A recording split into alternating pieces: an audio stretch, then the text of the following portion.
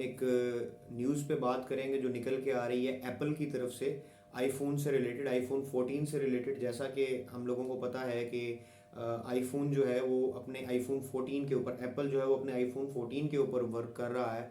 और उसके मुतालिक एक न्यूज़ निकल के ये आई है कि आईफोन जो है इस वक्त, जो पहले अपने 12 और 13 के अंदर एक नॉच होती थी उसके डिस्प्ले के अंदर, अब वो नॉच की जगह एक पंच होल है। लेकिन इंटरेस्टिंगली वो एक पंच होल जो है वो एक पिल शेप में होगा। पिल शेप मतलब एक कैप्सूल की शेप में होगा, और या एक समझ लें कि जो ये इस तरह की सिलेंड्रिकल शेप होती है छोटी सी पिल की तरह की, उस शेप के अंदर होगा। और वो बड़ा ही अमेजिंग है, इंटरेस्टिंग है। और अपने कैमराज का जो वो एंगल है वो उसी तरीके से जिस तरह उसने पिछले 13 में किया था उसी तरीके से फॉलो करेगा।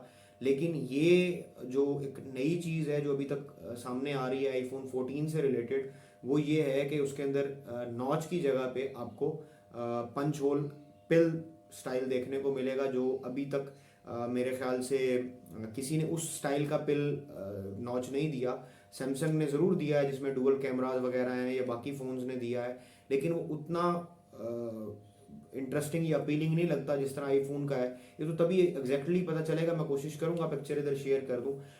ये तो तभी एग्जैक्टली पता चलेगा कि वो किस तरीके से निकल के बाहर आता है जब वो हमारे सामने आएगा, या उसका डिज़ाइन जो है कम्प्लीटली अनवील किया जाएगा। और जो बैक साइड पे उसके कैमराज हैं उसका प्रोपोर्शन ऑलमोस्ट वैसे ही रखा जाएगा, बल्कि उसको मज़ीद जो है वो बेहतर किया जाएगा एंगुलर फॉर्म में, जैसे वो पहले थे आईफोन 13 के अंदर। तो इंशाल्लाह इस तरीके की मज़ीद इंफॉर्मेटिव वीडियोस के साथ आपसे मिलते रहेंगे। तब तक के लिए अल्लाह हाफिज़।